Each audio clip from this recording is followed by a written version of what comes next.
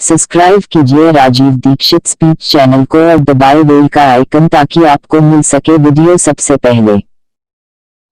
Microwave oven भी कुछ इसी तरह का किस्सा है। इसमें भी टेम्परेचर को आप कंट्रोल करते हैं और माइक्रोवेव ओवन में कोई भी चीज आप जब रखते हैं ना गर्म करने के लिए, तो वो चीज का एक हिस्सा गर्म होता है, पूरा नहीं होता। गर्म होने के लिए हमारी जो कल्पना है वो चारों तरफ से एक साथ एक जैसा टेम्परेचर आए, वो पानी ही कर सकता और कोई चीज नहीं है दुनिया। पानी गर्म करके उसमें कोई चीज डालें तो सही गर्म होती है, और माइक्रोवेव ओवन में पानी का कोई काम नहीं। और ये माइक्रोवेव ओवन भी यूरोप और अमेरिका के लिए है, क्योंकि वहां बहुत ठंडी है, आपके लिए नहीं है, क्योंकि यहां तो बहुत गर्मी है। तो अब हमारे घर में क्या हुआ है वो मैं विनम्रता पूर्वक आपसे कहता हूं, आपने कुछ चीजों को स्टेटस सिंबल बना रखा है, वो बदल दीजिए। ये स्टेटस सिंबल नहीं है, ये मजबूरी की चीजें हैं। ये कोई छाती ठोक के बताने की बात नहीं है कि मेरे घर में फ्रिज है, या मेरे घर में माइक्रोवेव ओवन है, या मेरे घर में। आप इसको शर्म से बताइए कि मैं क्या बताऊं, मेरी मजबूरी थी, उस दिन दिमाग कुछ फिर गया था, मेरा विवेक शून्य हो गया था, तो मैंने मेरे खून पसीने की कमाई बर्बाद कर दी और ये ले आया।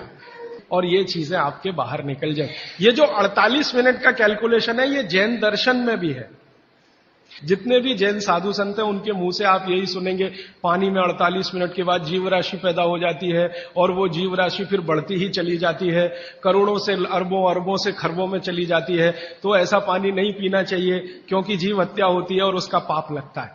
तो जैन दर्शन ने इसको अहिंसा के साथ जोड़ा है और भागवत जी ने इसको स्वास्थ्य के साथ जोड़ा है। मूल बात एक ही है। भारत का जो डीएनए है वो ऐसा ही है, जिसमें धर्म की बात करो तो तुरंत समझ में आए। इसलिए इस देश में धार्मिक लोगों की पूजा होती है, वैज्ञानिकों को कोई पूछता नहीं है, वो ऐसे ही बेचारे घूमते रहते हैं। कभी आप जैसे लोग उनको माला वाला डाल दे तो ठीक हो गया, वरना इस देश के वैज्ञानिक कहां मरते हैं, कहां खपते हैं, कौन जानता है, कौन पूछता है।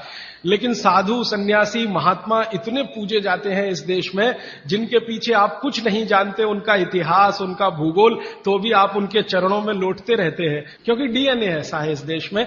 कभी मौका मिला तो इस पे बात करूंगा कि गर्म देशों का डीएनए और ठंडे देशों का डीएनए बिल्कुल अलग होता है। ये जो यूरोप और अमेरिका में रहने वाले लोग हैं ना, इनका जो डीएनए है और हमारा जो हम भारत, पाकिस्तान, बांग्लादेश में रहने, इनका बिल्कुल डिफरेंट है। जो दुनिया के गर्म देश हैं, सारे धर्म यहीं से निकले। आपको मालूम है, ईसाईयत यहीं से निकली, पूर्व से ही निकली। इस्लाम भी पूर्व से निकला। हमारा हिंदू धर्म, जिसको सनातन मानते हैं, ये भी पूर्व से निकला। पश्चिम से कोई धर्म आज तक निकला ही नहीं। तो ये धर्म से जुड़ा हुआ विज्ञान की बात है। इसको विज्ञान से पहले समझकर धर्म में आप पालन करेंगे तो आपका विश्वास इस पर पक्का होगा। इसलिए ये 48 मिनट याद रखिए। इसलिए शायद पुरानी परंपरा हमारे देश में है, गरम खाना खाओ, माने वो 48 मिनट के पहले हो जाए। गरम गरम रोटी बना के खिलाओ या गरम गरम रोटी खाओ। दुनिया की आबादी 600 करोड़ है। 600 करोड़ आबादी में 300 करोड़ महिलाएं, 300 करोड़ पुरुष अगर मान लें, तो 300 करोड़ महिलाओं में लगभग 250 करोड़ महिलाएं नहीं जानती कि गरम रोटी कैसे बनती है। क्यों? कोई यूनिवर्सिटी नहीं है वहां जो सिखाए इसको, कोई कॉलेज नहीं है जो सिखाए इसको, क्योंकि मां को नहीं आता तो बेटी को क्या सिखाए। थोड़े दिन पहले हमारे पास एक दंपत्ति आए फिनलैंड से, एक पति और एक पत्नी दोनों आए। उन्होंने कहा मुझे भारत का गांव देखना है, तो हमने एक गांव में भेज दिया। संयोग से जिस गांव में गए वहां शादी थी, तो हमने कहा उसमें भी आप शामिल हो जाइए, तो भारत क्या है आपको ज्यादा अच्छे से समझ में आएगा। तो गांव में तो आप जानते हैं ना, नौकर नहीं बनाते, सब गांव इकट्ठा होकर बनाता है। जिसके घर में शादी है उसके घर में दूसरे घर के लोग आ जाते हैं, दूसरे घर का चूल्हा बंद हो जाता है, सब एक ही घर में खाते हैं। तो सब महिलाएं बना रही थी, तो उस फिनिश दंपत्ति ने पूछा ये सब कितना पैसा लेंगी। तो उनको कहा ये पैसा वैसा नहीं लेने वाले। तो ये कैसे हो सकता है? तो हमने कहा ये है क्योंकि भारत कोऑपरेशन पे चलता है, कंपटीशन से नहीं चलता ये देश। हमारे समाज में कोऑपरेशन है, कंपटीशन नहीं है। तो फिर वो फिनिश दंपत्ति में जो महिला थी, वो सबसे ज्यादा इस बात को परेशान थी लेकर कि ये रोटी एकदम गोल बन रही है, 100% गोल। उसकी जिंदगी में ये कल्पना नहीं है कि 100% गोल चीज कोई हाथ से बन सकती है। वो कहती है उसने कभी सोचा था भारत के बारे में कि मशीन से बनाते होंगे रोटी, तो उसका जितना कैमरे में रील थी उसने सब उसी पे खर्च कर दी, गोल रोटी बना के देखने में।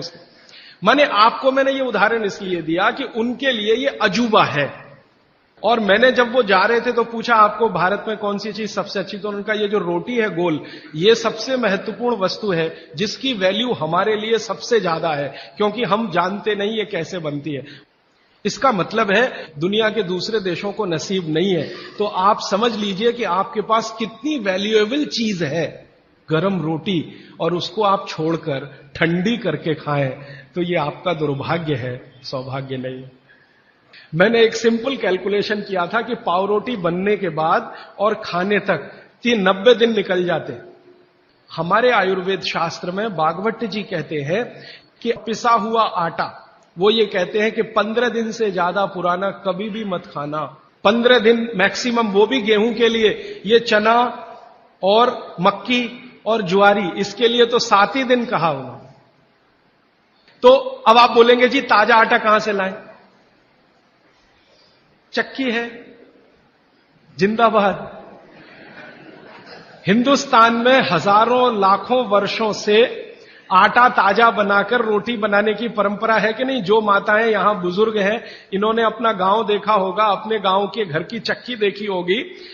और हमारे घरों में ये जो चक्की चलाने का काम माताएं करती रही हैं, किसी को भी सिजेरियन डिलीवरी नहीं हुई है।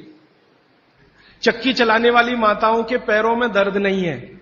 चक्की चलाने वाली माताओं को कभी भी कंधा नहीं दुख रहा है, गर्दन नहीं दुख रही है, नींद अच्छी आ रही है, डायबिटीज नहीं है, हाइपरटेंशन नहीं है, ब्लड प्रेशर नहीं बढ़ा है, 48-50 बीमारियां नहीं है। और जो माताएं पिसा हुआ आटा ला रही हैं, कैप्टन कुक, आईटीसी का, उनके घरों में डायबिटीज भी है, अर्थराइटिस भी है, हाइपरटेंशन भी है, ये भी है वो। हम जब चक्की चलाते हैं तो एक दिन चला के देखिए तो आपको समझ में आए, सबसे ज्यादा दबाव पेट पे पड़ता है। और मां के पेट में एक एक्स्ट्रा ऑर्गन है जो पिता के पेट में नहीं है, जिसको गर्भाशय कहते हैं। और गर्भाशय के बारे में आयुर्वेद के सारे रिसर्च और आधुनिक विज्ञान के सारे रिसर्च ये कहते हैं कि ये गर्भाशय के आसपास के एरिया में जितना हलन चलन हो उतनी इसकी फ्लेक्सिबिलिटी है। फ्लेक्सिबिलिटी माने मुलायमियत। ये हमारे गर्भाशय का सबसे बड़ा गुण है। तब मेरे समझ में आया कि जो माताएं नियमित रूप से चक्की चला रही हैं उनको सिजेरियन डिलीवरी नहीं हो रही है, क्योंकि गर्भाशय की इलास्टिसिटी मेंटेन है, तो आसानी से बच्चा बाहर आ रहा है बिना किसी ऑपरेशन के।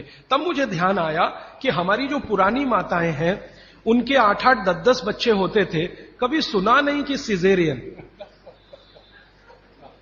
वो दाई आती थी गांव की, जो एमबीबीएस नहीं है, एमडी नहीं है, एमएस नहीं है, और बच्चे करा के चली जाती थी, ऐसे ही जैसे दाल पका के कोई चला गया या चावल पका के कोई चला गया। हां, ऐसे होता है। और आयुर्वेद तो यहां तक कहता है कि मां का गर्भ 7वें महीने तक चक्की चलाने की अनुमति देता है। मां को 7वें महीने तक चक्की चलवाई जा सकती है, 8वें महीने में नहीं, फिर उसको बंद कर देना अच्छा है। और उतने 7 महीने की चक्की आपके लिए पर्याप्त है कि वो बच्चा बिना सीजर के हो। और जो बच्चे बिना सीजर के हैं उनके जीवन को आप देख लें, और जो सिजेरियन है उनके जीवन को देख लें, जमीन आसमान का अंतर है। सीजर बच्चे ज्यादा बीमार हैं, समय समय पे बीमारियां हैं। जो बिना सीजर हैं वो सब स्वस्थ हैं, दुरुस्त हैं, तंदुरुस्त हैं। ब्रेन का डेवलपमेंट भी उनका अच्छा है, लॉजिक को डेवलप करने की कैपेसिटी, कल्पनाशीलता उनमें दूसरे बच्चों से ज्यादा है। तो अब आप इसको अपने जीवन में कैसे उतारेंगे इस सूत्र को? अगर संभव हो तो एक एक चक्की ले लीजिए, संभव हो तो। इससे कई फायदे हैं। आपको सबसे बड़ा फायदा तो यह है कि अगर आपको एक्स्ट्रा वेट है और आप उसको लूज करना चाहते हैं, 15 मिनट सुबह अगर आपने चलाया, 3 महीने बाद आप देखना 12 से 13 किलो वजन कम होगा आपका, सिर्फ 15 मिनट की चक्की।